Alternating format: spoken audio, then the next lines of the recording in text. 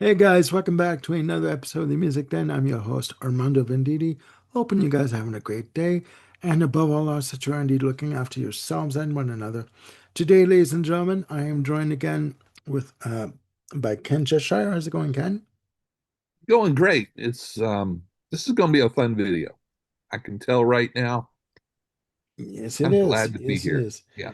Yes, it is. And yeah, I'm just having an issue right now because I've got a hair that's on my glasses, and I'm trying to avoid watching it because it's like right above my eye level here. Anyways, ladies and gentlemen, we are back. We are going to be having an album discussion on an album that obviously it's been out since 1980, and the band I've known about for years. But until we decided to have a proper discussion on this album, I really didn't pay too much attention to it. The songs on this album I did know from when I was a kid, but I've gained a new appreciation for this album and this band. The band are the Pretenders, and we're going to be talking about their debut release, The Pretenders. Now, according to my notes here, because I keep notes because I'm getting old, the Pretenders formed, just a bit of background on the band, they formed in 1978. They've been through a myriad of members. Former members include Bernie Worrell, keyboardist who also worked with Talking Heads. Uh, Rest in peace, Bernie Worrell. He passed away in 2016.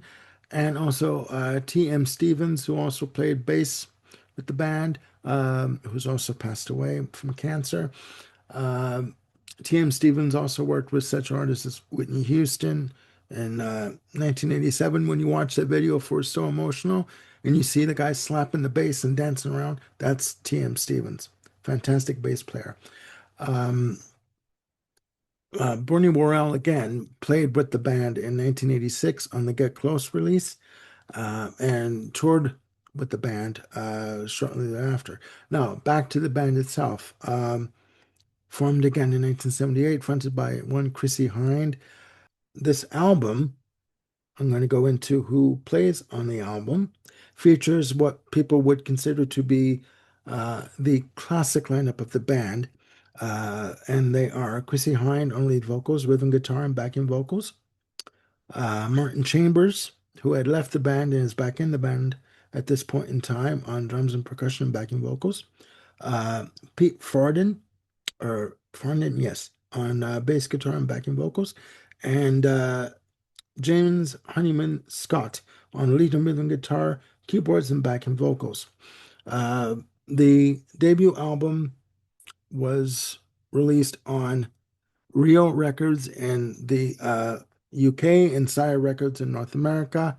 Was recorded at Wessex Sound and Air Studios, recorded between 1978 and 1979, released on the 11th of January 1980, produced by Chris Thomas, who also worked with Pete Townsend in the past on his solo work, and NXS, and Nick Lowe, who produced one song for the band. Nick Lowe also worked with most notably Elvis Costello.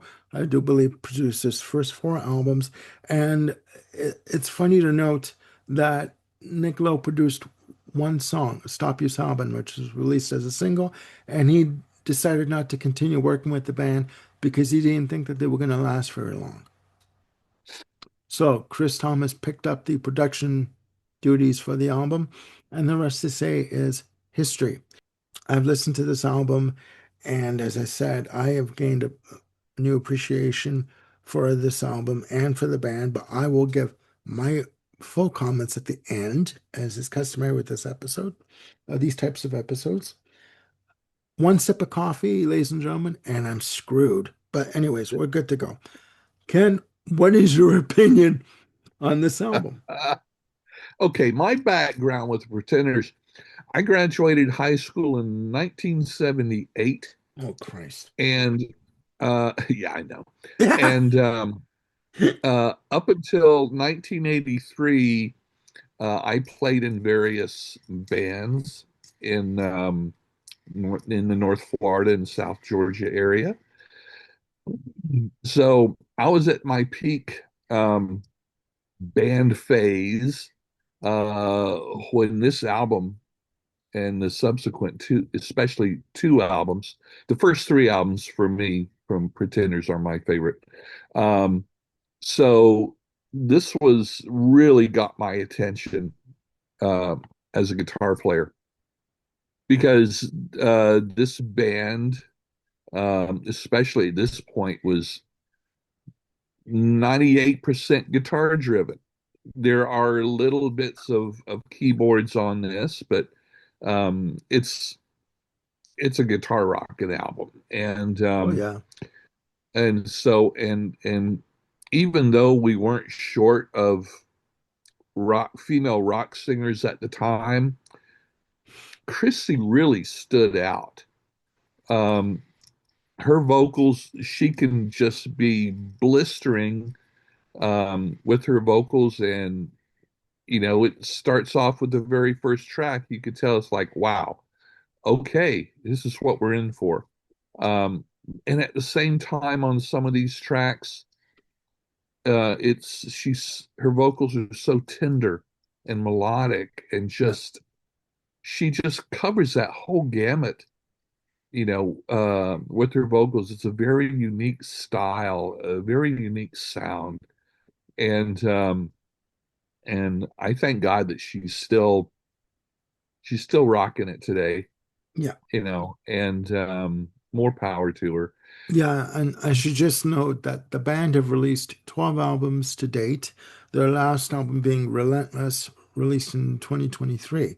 So, yeah, they're still going Sure, along. They're still doing sure, great. yeah. Yeah.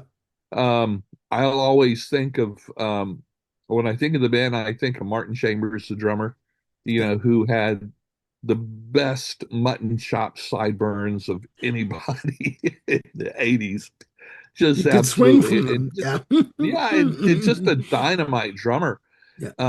But Farndon and Honeyman Scott, oh my gosh, their musicianship was just absolutely amazing. And when we lost them after the second album, oh, that was a hard hit for many of us.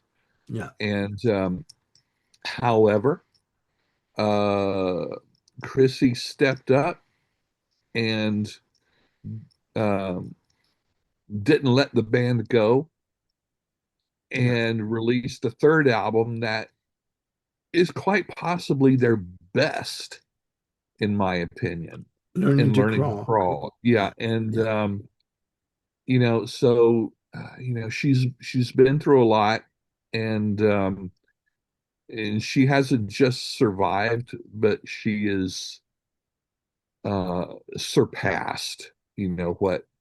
What she's gone through, and God bless her, more power to her. Yeah. This is rock and roll. And this album embraces uh, a lot of post-punk, and not just embracing it, but extending the envelope beyond of what post-punk was at the time. Yeah. And this is a great album in that basically says goodbye to the 70s and hailing what would be best in the 80s, because there's so much of music of the 80s that was so heavily drenched in electronics and synthesizers, and um they just kept rocking.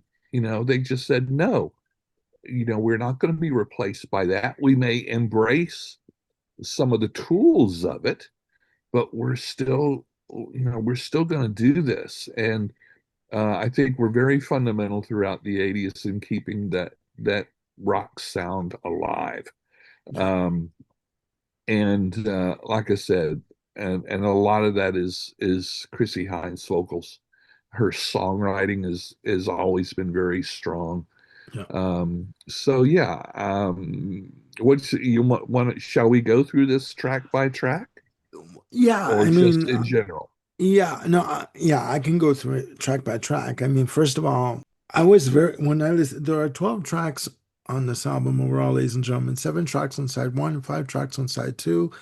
The album, I forgot to mention, has an overall playing time of 47 minutes and 12 seconds. So, Full album. Yeah. yeah, it is fan fucking tastic. Christy Hind has always had this, pardon my language, this F you or fuck you mentality in terms of I will do what I want and when I want, and you can't tell me any different. And if you try to, I'm out of here. Um, and very And much, she literally says that in one of these songs.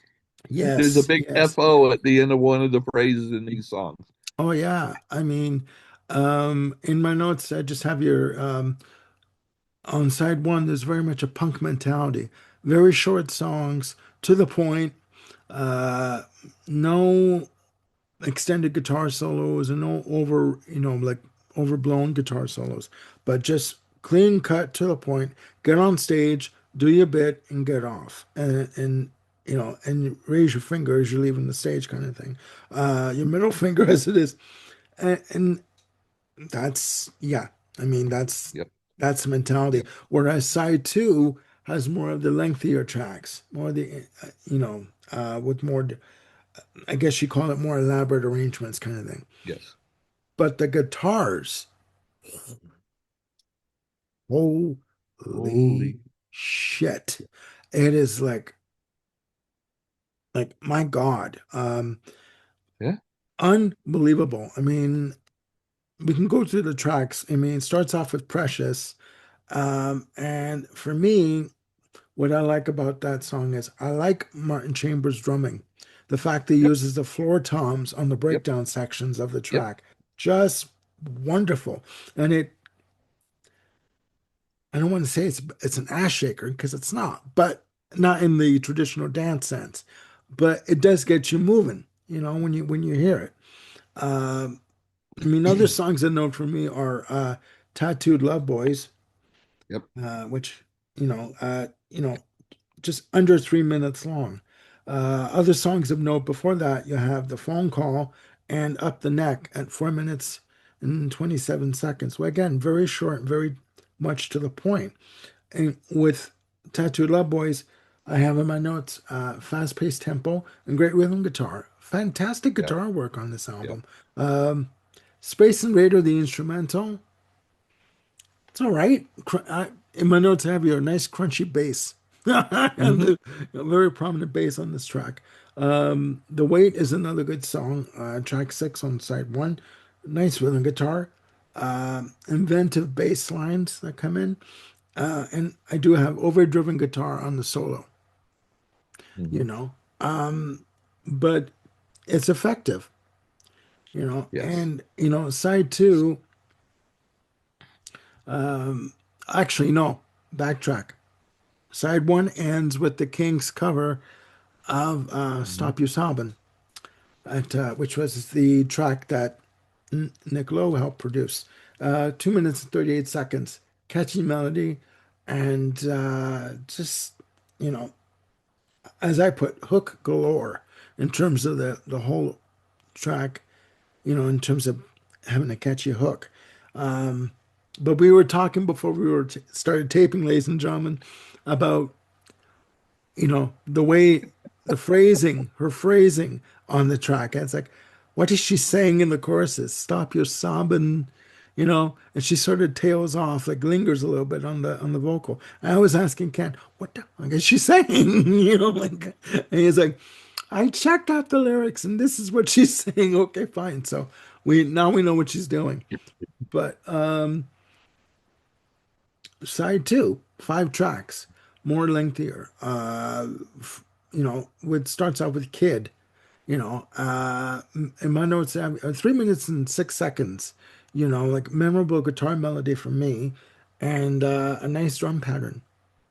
And the guitar for me almost sounds like you could hear that kind of a sound of that kind of guitar, like a spaghetti western kind of a Yes. film. That kind of Yes. you know Yes. that That tremolo guitar sound. Yeah. that tremolo guitar. Yeah. Thank you. I wasn't sure how you would describe that, but Well, you, actually, in my notes on Kid, it's very good catch on the spaghetti western.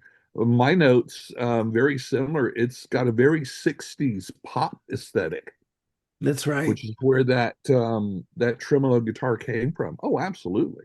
That's right. And I mean, Yeah, yeah, I mean, for me, and everyone knows the song Brass in Pocket, right? That was the big breakout single from the album. Uh, and my notes for that, I mean, I've heard that song so many times, and I keep mhm, when I was a kid, I'm like, what the hell is she? What is Brass in Pocket? What is Brass in Pocket? I have no idea what she's talking about, But that sucker was on every K-Tel like compilation of the early '80s, right? mhm. And the video is iconic with her being the waitress and The serving waitress, yeah, in the in diner. the Hmm. diner. And all I could say for that track in my notes is great thumping bass. Yes. I mean, that's pretty much it. Yeah, Um, Lovers of Today is another good one, prominent rhythm guitar, and I mean, again, overdriven guitars on the solo. And it ends with Mystery Achievement at, 5 minutes and 22 seconds. Um, and my notes have a great drum pattern and bass line, great melody and strong guitar, and then nice percussion overdubs. That's what I have. I mean, that's when I'm hearing it. I'm making my observations, you know, in terms of coming at it from a musical point of view, in terms of what sure, I hear in the track. sure. But this album overall had an impact. I mean, it was a major hit for the Yes. band. Why do you think it was so big? I think it's uh for me, I think it encapsulates a fairly wide variety of styles.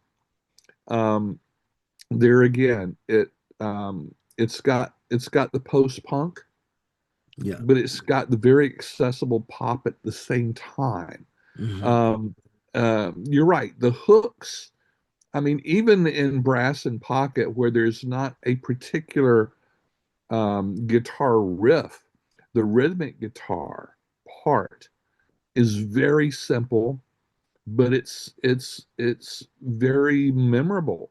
You Yeah. know that dun dun dun dun dun dun. Dun, dun. Yeah. Yeah, and it on mine. Let me look at my notes here. One thing that's amazing about this album is it does something that not very many artists were doing at the time. There are three, maybe even four. I didn't analyze one of the tracks very closely, but there's at least three of these tracks that are in mixed meter. I think Private Um, Life. I think you're yeah, referring to. and yeah, and even and it starts with the phone call, the second track on the album. It alternates between 4/4 and 7/4, and that's not very um, Common. Yeah. standard rock and roll, I shall put it that way. Um, and so that that it at least unconsciously, just kind of affects your system, and not in a bad way. Actually, for me, it's in a very good way because it goes against expectations. So therefore, it kind of gets your attention, whether it's consciously or not. Yeah. Um, uh, Tattooed Love Boys is another one of those. It alternates between 4 and 7. Um, great driving track. And even Space Invader, to me, as I listened to it again a couple of times this week, I find that I like it more than I used to. They Hmm. could take the video game sound effects off of the end, but it's like, okay, that's still somewhat catchy. And I always appreciate rock albums, you know, not leaving prog out of this Yeah, of course. conversation for Of this. course. Um, but rock albums that have instrumentals, it's like, okay, let's communicate on a different level here. Yeah. Um, because as a musician, I really appreciate that, even though part of my strength in playing in bands was vocals, but still, Yeah. I like that. Um, the Weight is one it is mixed meter, but I couldn't quite nail down what it was. It's Hmm. hard to tell because it's so fast and upbeat. Yeah. It would be taking the mixed meter down, not just to the quarter note, but to the eighth note. And um, I hadn't had enough coffee by that time with that. To Speaking of stop your which, sob, yeah, to stop your sobbing, yeah. I had to actually um, read the lyrics to that to see exactly what she was singing. And then I went back and listened to the original from the Kinks debut album, which I'd never done before. I'm familiar with most of their later stuff. yeah. Um, but anyway, it's like, okay, all right. It's easier to tell because you know, Ray Davies did the same thing. So she didn't deviate from that. But the sound is pure Nick Lowe. Anybody that's familiar with Nick Lowe's productions during the 80s, early 80s especially, Hmm. it does have that. It has a very 60s wall of sound Okay. Yeah. feel to I it. can hear that now Um, that, yeah. that yeah, that did it especially amongst the girl groups during the 60s. And so okay, so he wasn't quite on track with what he thought the band was going to go. That's okay. Nick made up for it with a lot of other artists. I still love his production. Um, yeah, Kid has that 60s pop aesthetic. Private Life, one of the slower tracks, Yeah. it's very moody, but with a very distinct bass line. So he gets to shine here, and I find it very understated and almost haunting in what it does. And rhythmically, it has and what the rhythmic patterns in the instruments has a very um, reggae or ska element without being in your face. In my notes I have here for Private Life, there's a reggae vibe, and because you can hear the guitar and the downbeat, that Yep, one strum of the guitar and the yep, downbeat, that damn, damn, yeah, yep. pardon me, That's good folks. exactly right. But yeah, That's it's exactly. yeah. Um, But that makes sense. I yeah. mean, sure, they were from Akron, Ohio, but they were in England at the time. Yeah, So they were obviously influenced by what was going on in British because reggae and ska, or specifically ska, was never a big thing here in the U.S. no, but So not like it was in England. So In England, yeah, and it's got to be said too. I remember reading that Chrissie Hynde moved to England in 1974. So she had been living in England since 74, mhm. right? So, yeah, I mean, just a little side note. But yeah, no, Sure. please continue. I mean, I it mean, worked for Jimi Hendrix. oh, yeah, yeah, for a short time. But yeah, okay, keep going, keep going. Well, Oh, let's be honest here. I'm I not, know, I know, I know. And the last thing I have to say about Private Life, the phasing effect in the vocals, in the lead vocals, I thought was very effective for what was going on. I mean, Chris Thomas, was just such a brilliant producer. He really was. He could really capture and inspire whoever he was producing to really, take things to the next level. Um, yeah, Brass in Pocket, perfect single. I AM/FM Gold. absolutely gold, and I still never tire of it. Um, and I always do in my brain. I see the diner. I see her in that waitress. It, Maybe that's why I like it, diners so much. yeah, it's synonymous with the video. When you hear the song, It's you you wonderful. you see her with that B-52's kind of hairdo with the with the cap kind of that she's Yep, wearing yep, with the yep, outfit, and it's yep. like, yeah, yeah, and you see them holding the menus, looking at the camera, when they're doing the when they're miming the chorus. Yeah, I know, That's right. I know. That's Yeah, right. And so then you got Lovers of Today, a very, very tender ballad um, that does some amazing building and intensity of layer when it texture. gets into the bridge. Yeah. Um, and it's great for setting up the mood for the final track. Mystery Achievement is one of my all-time favorite producer songs. Um, and it is typical of what I like about a lot of their songs. An absolutely killer bass riff. Absolutely killer bass riff with those driving drums and the drums in double time, which always just amps up um, the uh, the drive, especially the energy. I love a good double time in the drums, and this really does it, and it never lets up.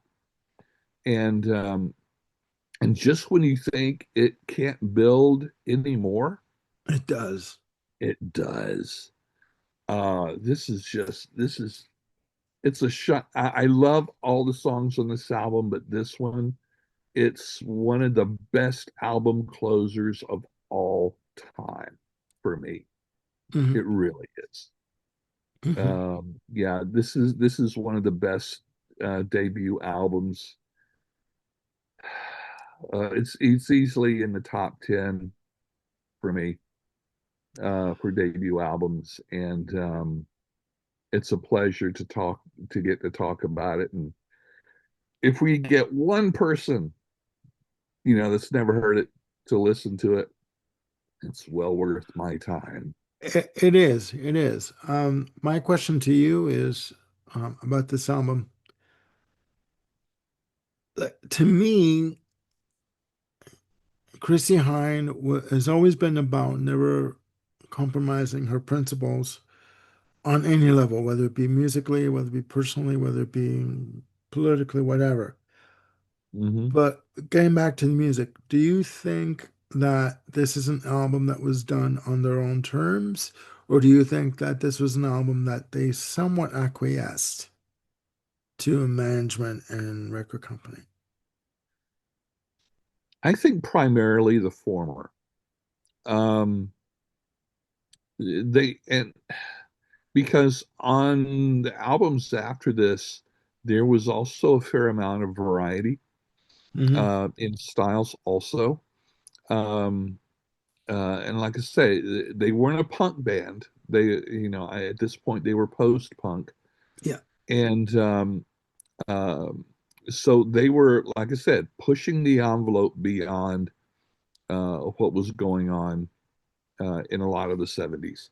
And there again, Chris Thomas, whereas he is a strong producer, I think his success was based on taking who the band was and really doing a great job in representing them on the album. I think he worked more for the bands than he did the record companies. I could be wrong. I could be completely wrong. But No, knowing a lot of his catalog, that's the way he strikes me. yeah, no, and I think for me, getting used to this album, and I do have the reissue edition, I guess you call it box set. It's a three disc edition with extra tracks and Right. concert live material. I do think that this album shut the door on the 70s and Yep. is looking forward to the 80s. Yep. I think that this. this is very much a rock pop album, whether rather than a pop rock album, if you know what I mean. Yes. Heavy guitars, a very much a FU mentality to the establishment, and that they were going to do things in their on their own terms, come hell or high water. That they were not a band that were going to be led by the nose and say, okay, well, A&R guy wants us to do this kind of a song or this kind of a mood for the. They were going to do things on their own terms, and they were going to come out the other end. Uh, maybe the album wouldn't have sold, but they were going to do things their own way. Sure. Um, I think this is a fantastic album, Mhm. and like I said before, side one is very much uh, a side of music that has a very much a punk mentality. And I've said this before, but in terms of performing, you get on stage, you do the songs, you get off, Yeah. right? And if you're lucky, off stage, by the way, if Yeah. you're lucky, you're asked to come back for an encore. Yeah. But, and I'm going to quote Brian May again on this, but don't make anything but the music your foundation, Yeah. right? Yeah. I think they did it in such a good and convincing way that this is who they are. They're not pretending to be, no, pardon the pun, they're not pretending to be anything that they're not. Yeah. And if you were going to walk into a boardroom meeting with Chrissy Hine and say, okay, we feel that you need to do this and this and this and change this person and get rid of, Look fuck out. you, fuck you and the horse you came in on. I'm out of here, man. I'm not doing, this is my band, not yours. That's how she Yes. presented herself, you know. Because they continued that on the next album and even the third especially. And And and each album grew stronger and stronger. And even with the album Get Close in 86, Mhm. the reason she started out with a group of players, Bernie Worrell and T.M. Stevens on bass and keyboards. Yeah. She took them out on tour, but she realized that they were turning into an R&B band Right. kind of thing, and she wasn't comfortable with that. So she stopped the tour and fired them and regrouped. So even when she felt that things were going off the beaten path for her, Chrissy Hind Right. stopped what she was doing and said, "No, this is not for me. I Yeah. can't do this." So she's always kept that mentality and that ethos, that work Mhm. ethos Yeah. in her mind, and I think she's all the better for it. I think this Oh, is I agree. I think this is a fantastic album. If you want an album of catchy, melodic rock pop songs, this album is for you. Yeah. Hands effing Hands down. Yeah. down. I'm sorry, I don't mean to swear, but yeah, there's no argument here. No. There's no argument here. They Um, released several years ago, they released a box set of the first, I think, six albums, and at least five of them were double CDs. I can't, I think the box is just Pretenders, it's got a black and white, cover cover. on it. I've seen Um, it. I've seen it.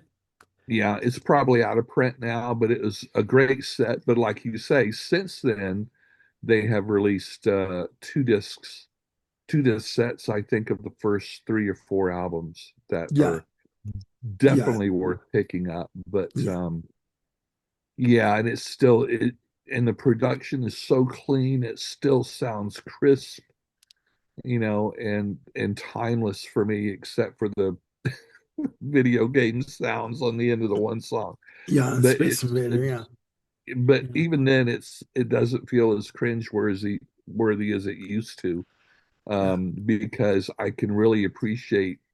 I used to associate that song with just the sound effects, Yeah. Okay. but over the years, though, um, I can really appreciate the musical part before it. So yeah, and I, there's a great box set, a compilation. I think it's 4 discs that has a lot of alternate edits and stuff like that. I think Pirate is in the name of it or something like that. Forgive my old feeble memory. It's not what it used to be. But that's a great addition to any good collection too. yeah, and these collections, these sets, you can get them on Discogs. I've seen the one Pretenders set that you talked about with the Yeah, 5 discs, and it's yeah. like from a secondary seller on Amazon.ca, it's like $300. You know what? Don't go on Discogs, No, go on yeah, eBay, get the individuals. Yeah. go on eBay, see what you can find. But for me, I think that this album, uh, there are certain albums that you listen to and they never lose their quality. They never lose the potency. I can name a few, Yeah, but this is one of them. I yeah. think that this was a good indication of where we were going to head off to in the 80s. Mhm. And Very good start for the 80s. it's So never I would lost its recommend, potency. yeah, I would recommend for our viewers to give it a listen. It's available on streaming and on YouTube and all of that. If you like it and you want a copy, go to your local Record record store. store. Yeah, yeah, Yeah, I mean, we do a lot of purchasing online because that some of us don't have the access to easily access to local record stores. But we strongly recommend that you support your local music dealer as much as possible. yeah. But do And what you yeah, got to do. Yeah, there's another side to that too. Some of the record stores don't have the supply that you're sure. looking for. So you're sort of relegated to have to go on to Yeah, stuff. But yeah. But at yeah, least ask them if they can order it for you. yeah, that's exactly it. Most of the ones I've dealt with are more than happy to do that if it's available to them. So, Yeah, but it's about the music, it's yeah. all about the music. And like we've said, we're not experts by any stretch of the Oh, imagination. We just know what we like and we like to bring it to you. So please stream this album on YouTube or whatever music streaming services you have, yeah, and let us know down in the comments what you think of the Pretenders. please And do. yeah, and again, there are no right or wrong answers, just Nope. opinion. Okay. So I want to thank Ken for joining me on this very Thank interesting you for episode. having me. Yeah. Um, Ladies and gentlemen, before we start taping, we usually have like a 10 to 15 minute conversation, or as I like to call it, a bitch fest. Yes. And and we usually, this is going on and that's going on. Um,